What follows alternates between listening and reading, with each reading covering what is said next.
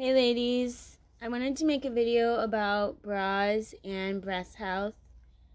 I've been feeling in my spirit personally to stop wearing bras with underwire as often as I was and to wear more bralettes and sports bras.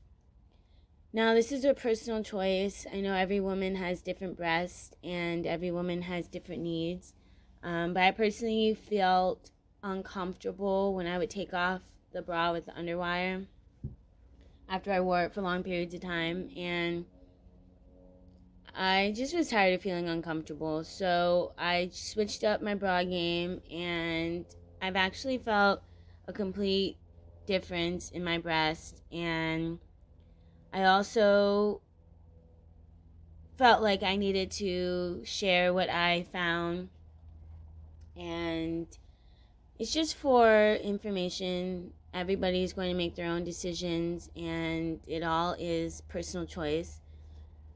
But I'm going to go ahead and share what I found, and it is in the book called The Good News About Estrogen by Uzzi, Reiss.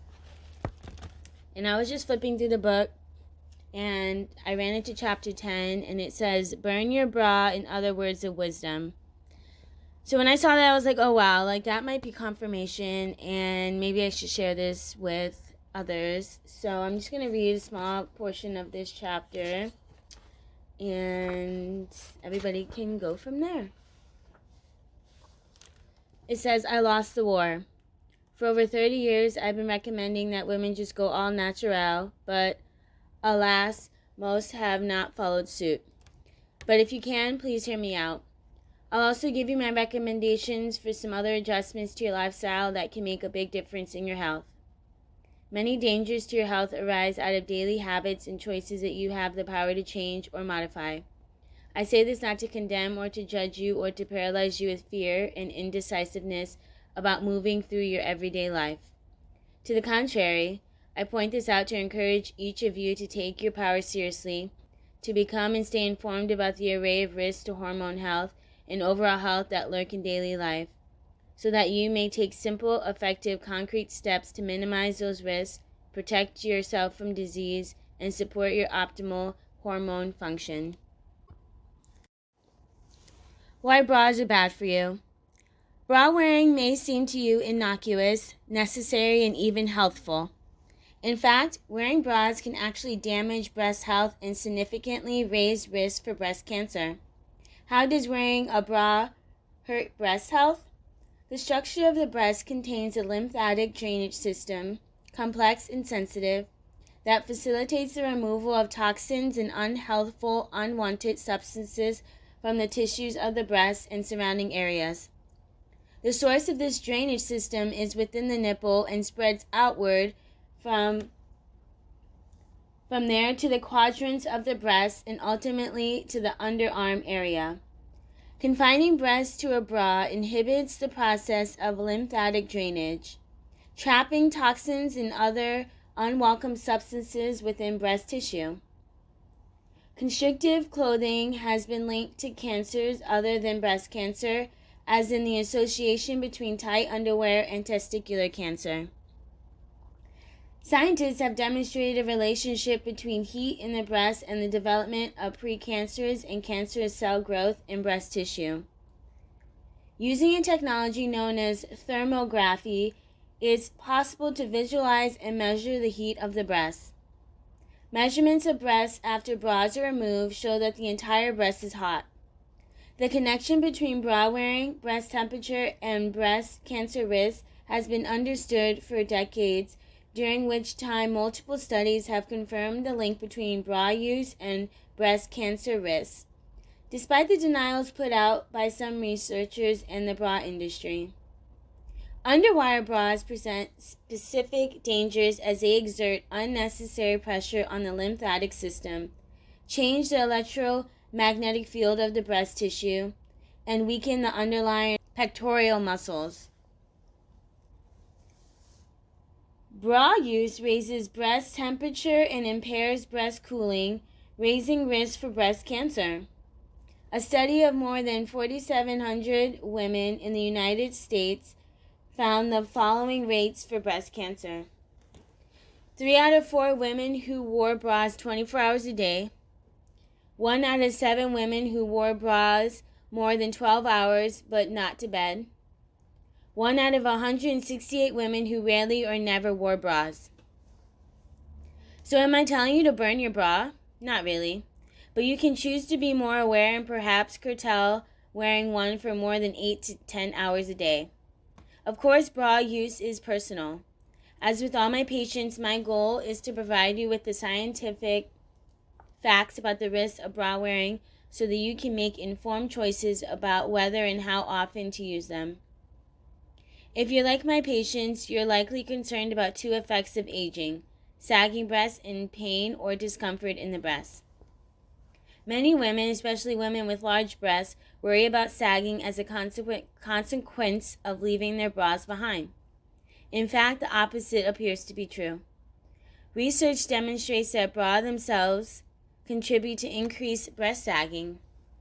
From what I observe in my patients, bras, especially bras with underwire and other constricting features, may keep the muscles that support the breast from working optimally. I also observe in my patients posture changes that occur when they stop wearing bras. Less slouching, more standing up straight, which aids in avoiding sagging and the appearance of sagging. Before giving up or limiting bra use, many women wonder about pain or discomfort to breasts themselves or to other areas of the body. It's been my observation that women adapt quickly, easily, and without pain or discomfort when they wear bras less frequently. In fact, bra wearing is responsible for aches and pains in the shoulders and back that are resolved when women stop wearing bras. Research shows that shoulder pain also decreases in women as their bra use diminishes. So what should you wear instead? Nothing, if that's comfortable. However, there are garments that are safe alternatives to constricting bras. Strapless bandeau tops are a healthy alternative to bras, and they are comfortable for many women. The right garment is one that doesn't exert pressure on the chest while the way traditional bra straps, claps, and other underwire do. And it has in a gray box a breast massage. A breast massage is a simple and yet incredibly effective way to maintain the elasticity and health of breast tissue. By doing 10 to 20 small clockwise and counterclockwise circles while also stimulating your nipples once a day, and you greatly enhance the tissue of the breast. So then it goes on to talk about how reducing chemicals and toxins in food, reducing exposure in household products and personal care products, your antiperspirants and deodorants, and personal care products such as shampoos, conditioners. So he's saying pretty much you should switch all these products for more natural, and that's pretty much a given, because a lot of these chemicals we have no idea how to pronounce them, so we wouldn't even know where to begin to know what they're doing to our body.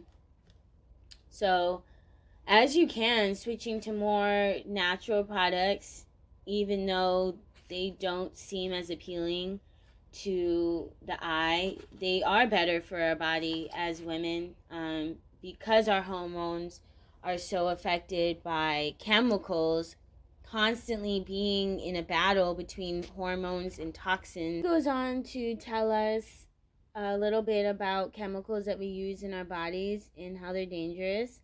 So I'm just going to read the few boxes he wrote. And it says the hazards of antibacterial agents.